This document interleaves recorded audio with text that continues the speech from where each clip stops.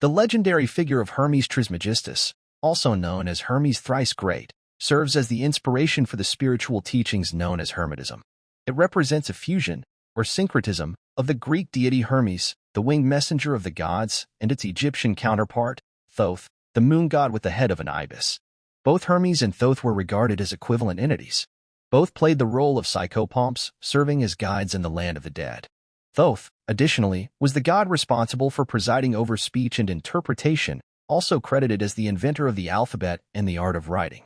This invention, writing, became crucial for preserving the vast knowledge accumulated over time. Thoth is associated with various designations, such as the heart of Re, the tongue of Adam, and the throat of the god whose name remains hidden. Hermes Trismegistus, born from the encounter between Hermes and Thoth in Greco-Egyptian Alexandria, is recognized as the personified creator of all branches of knowledge, both human and divine. Shortly after this encounter, the followers of Trismegistus gathered with the purpose of understanding his wisdom and achieving the same cosmic enlightenment that Hermes had experienced. As the author of the famous Emerald Tablet, Hermes Trismegistus is associated with the well-known Hermetic saying, "as above, so below," which serves as a key to astrology, alchemy, and other occult sciences. The Emerald Tablet has a history as mysterious as its author. Referring to Hermes as a myth acknowledges his superior importance compared to historical figures, representing a lasting pattern of the human condition. Hermes is an archetype, a figure without a crystallized personality. The Neoplatonic sage Jamblichus highlights Hermes as the deity presiding over rational discourse, considered common to all who practice the sacred arts. He is the one who presides over the true science related to the gods throughout the universe. Our ancestors dedicated their discoveries of wisdom to Hermes, attributing all their writings to him. According to the Egyptian priest and historian Manetho, more than 36,000 books were written under the pseudonym of Hermes Trismegistus, covering topics such as the origin and nature of the soul, principles of creation, astrology, alchemy, magic, healing, and much more. Although most of these works are lost, scattered references indicate the existence of a significantly greater number of Hermetic works than those we currently possess. The origin of the epithet, thrice great, is believed to have come from the Ibis sanctuary in Saqqara, Egypt, mentioned in records of a meeting of the Ibis cult in 172 BCE. This epithet reflects the increasing repetition of the Egyptian adjective. Additionally, Hermes Trismegistus is known as thrice greater, either as the greatest priest, philosopher, or king, or due to his praise of the Trinity and the divine nature within it. In the 15th century, Italian humanist scholars such as Marsilio Ficino and Ludovico Lazzarelli played a crucial role in translating the Corpus Hermeticum. Marsilio immediately halted his translation of Plato's complete works for his patron Cosimo de' Medici when a manuscript of the Corpus Hermeticum became available. These writings, compiled by the 11th century Byzantine scholar Michael Psellos, were originally collected differently than how Marsilio received them. It was believed that the corpus was lost to the West since the end of antiquity and the beginning of the Dark Ages.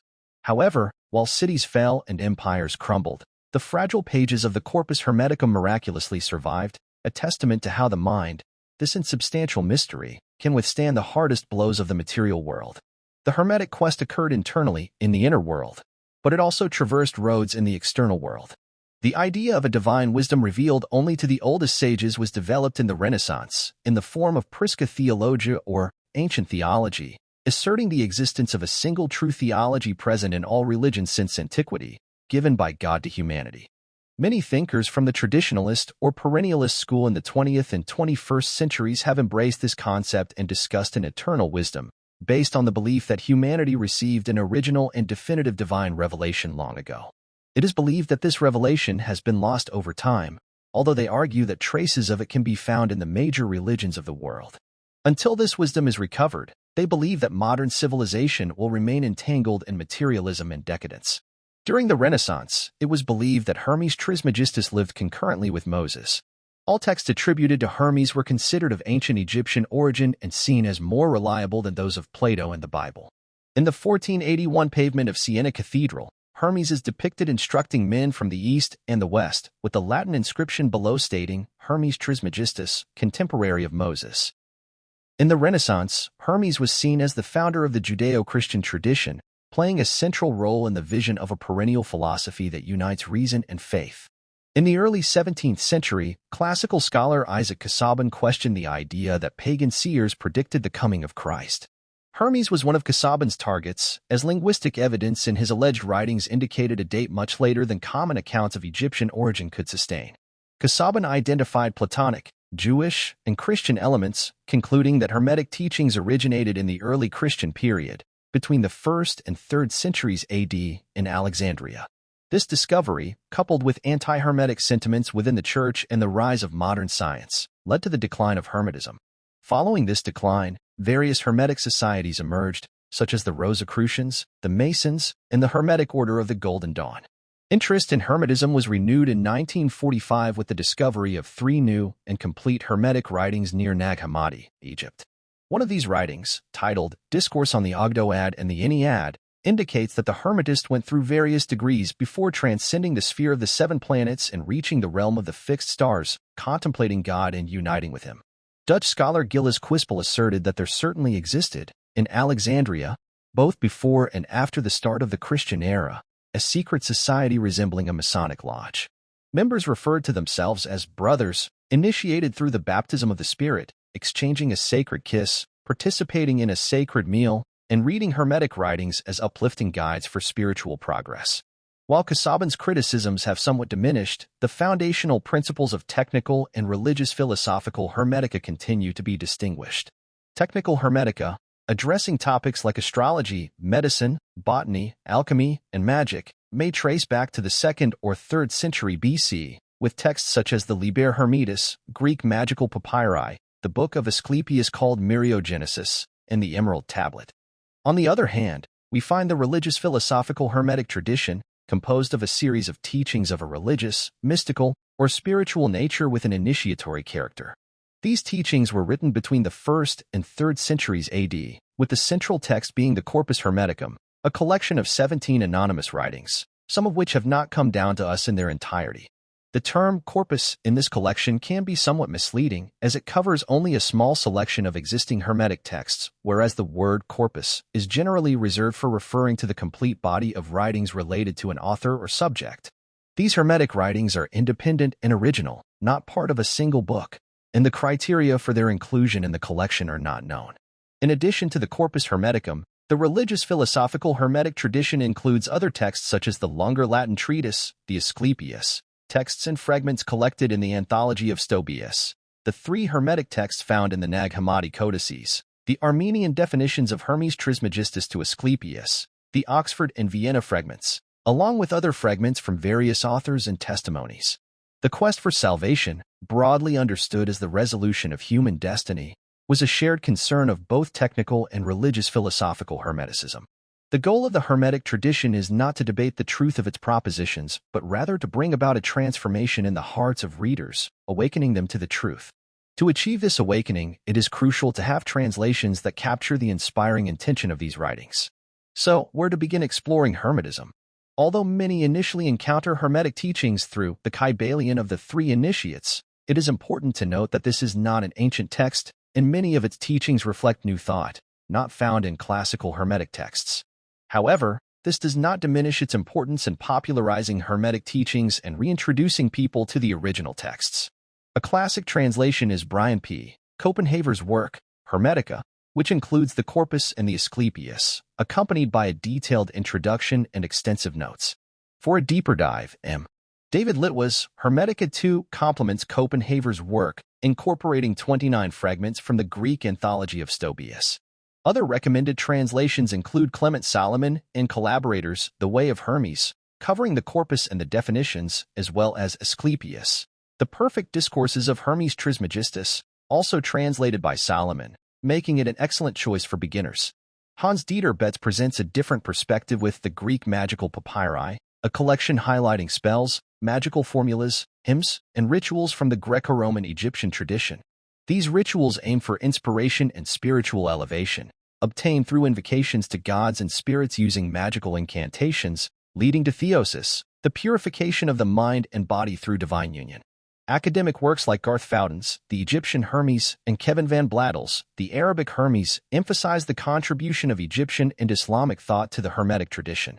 These perspectives offer a more comprehensive view, surpassing interpretations unilaterally influenced by the Hellenistic tradition. However, since the 1970s, There has been a shift in the Hermetic approach, highlighting the Egyptian and religious dimensions of the writings, considering salvific insights obtained during ecstatic states not as mere literary fictions, but possibly reflecting actual ritual practices in Hermetic communities. Worth mentioning is Wouter Hanegraaff's latest work, Hermetic Spirituality and the Historical Imagination, Altered States of Knowledge in Late Antiquity, challenging the predominant narrative and emphasizing spiritual practice as the essence of the Hermetic movement. At the heart of Hermetism is the understanding that the individual is not fundamentally different from the Supreme. This understanding, called gnosis, is a unique and immediate event, a second birth not achieved through common mental efforts but resulting from divine wisdom. Gnosis, unlike propositional knowledge, episteme, is not acquired through logical argumentation or empirical observation, but is a mystical and religious revelation leading to individual salvation. In the Hermetic view, we live in ignorance of the true nature of reality and our role in it. While many accept everyday life without questioning, seekers of gnosis pursue direct knowledge, comparable to gnosis found in languages like Spanish, French, and German, where the word for direct knowledge is distinct from propositional knowledge. Gnosis, understood as a revealed knowledge not based on faith or belief, is the Hermetic path to individual salvation. This quest differs from Gnosticism, where the human soul is trapped in matter and seeks to escape to the spiritual world after death. In Hermetism, spiritual enlightenment or gnosis is achievable while alive, and Hermetists are encouraged to incorporate the good, the true, and the beautiful into the world rather than escaping from it. The Hermetic perspective highlights the unity of reality, where spiritual light is the source of everything. Unlike Gnostic dualism, Hermetism is predominantly non-dualistic, affirming the beauty and perfection of the cosmos. In this view, everyday life is an opportunity to care for the world and treat it with dignity as desired by the divine source. Hermetists do not deny the world but seek to affirm it, recognizing that the true nature resides in the spiritual sphere, and the pursuit of reunification with it is the purpose of Hermetic life. While examining the corpus, notable discrepancies arise, be it monist or dualist, optimistic or pessimistic. However, these variations are not contradictory but rather sequential. They represent different levels of understanding, integrated into the spiritual journey of the initiate, an anagogic ascent towards gnosis, akin to climbing Jacob's ladder towards the heavens. Through theurgy, involving the work with the gods, it is possible to seek divine assistance. This entails organizing rituals and ceremonies to create the proper conditions for the emergence of the gods, using specific words and offerings. Instead of attempting to reach the gods, they descend to heal the practitioner's soul. The Hermetist's goal is to escape the webs of ignorance by cultivating eusebia, the cultivation of reverence and sacred fear for the gods, considering that the fear of the Lord is the beginning of wisdom. Piety is a crucial pillar in Hermetism, involving admiration for the gods and divine creations, the true, the good, and the beautiful. Salvation, whether achieved with or without attaining gnosis, is intrinsically linked to this attitude. The gods can forgive everything except irreverence, meaning responding to the gift of life with negligence and disrespect. Hermetica belongs to the history of piety, not philosophy, with impiety considered the greatest evil. Rudolf Otto, in his work The Idea of the Holy, explores the concept of the numinous, the experience of the mysterium tremendum et facinas in the presence of the holy other, inexpressible by human language. The Hermetic universe begins with the classical geocentric model, depicting planets circling around the Earth, followed by the sphere of fixed stars. Additionally, there are three additional spheres, the Ogdoad, the Ennead, and the One, or the Source. These spheres should not be understood hierarchically as they exist beyond space. The Ogdoad is the domain where souls reside before incarnating in space and time, corrupted by pain and pleasure at birth. Reverence will lead those who have lived a pious life back to the realm of souls. The ultimate essence of the soul is the divine light, identified as the Ennead or ninth sphere. Nous, often translated as intellect or mind, is essential in Hermetica, equivalent to intuition, imagination, or divine revelation. Illuminated by mystical initiation, Nous is the vehicle that allows gnosis, the spiritual ability to directly access universal light. The light of Nous, identical to the inner light of each individual, can blind them. The Hermetist seeks awareness that their inner light is the same as the universal light of Nous, striving to ascend to the 10th and final sphere, the One, or the Good, the source of everything, which is God, imagining and creating the universe. We all exist in the imagination of God, where the physical reflects in the mental and vice versa. The Hermetic God is ungenerated, transcendent, androgynous, and the source of everything. The cosmos emanates from him, coming to life through him. The Hermetist knows God by acquiring knowledge of the cosmos, where man, generated in the image of the cosmos, has an intricate relationship with God. God, cosmos, and man are hierarchically and inextricably linked, and mental contemplation is based on the correspondence of the three worlds. Hermetica, aiming to assist the initiate's spiritual growth, presents stages in the Hermetic mysteries for union with God. This is achieved through the development of the faculties of logos, gnosis, and nous. Logos, rational discourse, is developed through attention to the Master and his divine wisdom, while gnosis, allowing the development of nous, requires silence and meditation. Knowledge results in a spiritual awakening, achieved with piety and reverence. Hermetic teachings are often transmitted in dialogues between master and disciple, believed to originate from collections of sayings or phrases used as spiritual exercises. Hermetica emphasizes the importance of piety, while the transfer of knowledge occurs between three generations: divine beings to Hermes, Hermes to Asclepius and Tat, and finally, Asclepius and Tat to others. The work begins with Hermes reflecting on the origin of the world and is answered by Poimandres or Nous, revealing the answers to his questions. Poimandres claims to be present everywhere, and Hermes expresses the desire to understand the nature of things, know God, and learn about existence. Hermetica reaffirms the existence of a higher vision, the eyes of the heart, which perceive the true nature of the regenerated man. In the ecstatic vision, Poimandres changes form, revealing an unlimited expanse of light through which feelings of love spontaneously arise. So, he witnesses the manifestation of a frightening darkness, reminiscent of a snake, emerging in a watery and smoky manner, akin to flames. This entity emits a mournful roar and gives off an inarticulate cry. The call is answered by the Logos Hagios, Holy Word, or the Son of God, descending from the light onto this obscure nature. Thus, the human soul undergoes a transformation: nous into the Word into the soul into the body. Animals were created but did not receive the Word. The Father of all, God, begot the Anthropos, man, loving him as his own son and endowing him with the divine image. God loved his own form and entrusted him with all creation. Therefore, among all living beings on earth, only man is dual, mortal due to the body, immortal due to the soul. Our condition as material and spiritual beings grants us the unique ability to embody spiritual reality in the body. This brief explanation leads to a second visionary episode, a vision within a vision. While in the first vision, Hermes was a passive observer of the world's emergence. In the second vision, answering the question of how to know God, Hermes must focus his nous on the light and know it.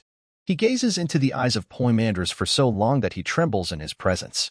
Suddenly, he realizes that while contemplating the universal light, paradoxically, he is looking within himself. There is no distinction between the universal light and his own light, between subject and object. This is the experience of total unity. When Poimandres finally averts his gaze, the light, which is the visionary himself, reveals itself as an endless cosmos, the archetypal reality, before an infinite beginning. The man endowed with nous is immortal, and the pursuit of pleasure, desire, and materialism is the cause of death, namely, spiritual death. It is preferable to die externally than internally. He who has recognized himself has attained the supreme good, while he who valued the body, born of the illusion of desire, remained wandering in darkness, suffering through the senses the things of death. The truth is, light and life are God and Father, from whom man is generated. Therefore, if you perceive yourself as being of life and light, made from them, you will return to life. Nous aids the devout, noble, pure, merciful, and pious. Through a life filled with love, they gain God's favor, thanking him lovingly and singing hymns in the correct order. Those who are wicked, envious, greedy, murderers, and ungodly are distant from nous, assailed by the avenging spirit, attacking them through the senses, hurling fiery darts. The avenging spirit tortures them, intensifying the fire to the maximum. We all carry these tormentors of darkness within us. Poimandres describes how the soul must traverse the 7 planetary spheres to purify itself. After this catharsis, the soul leaves the cosmos and enters the 8th sphere, beyond space and time. The souls present there rejoice in its presence and, becoming one with their companions, hear certain powers above the 8th sphere, the realm of light, singing praises to God. The souls ascend to the Father and surrender to the powers, merging into God. This is the end, the supreme good, for those who have attained higher knowledge, to become God. So why wait? Having received everything, should you not become the guide for those who are worthy, so that humanity can be saved by God through you? Hermes is filled with light and illuminated by nous. At the end of the vision, he offers a prayer of gratitude from the entire soul.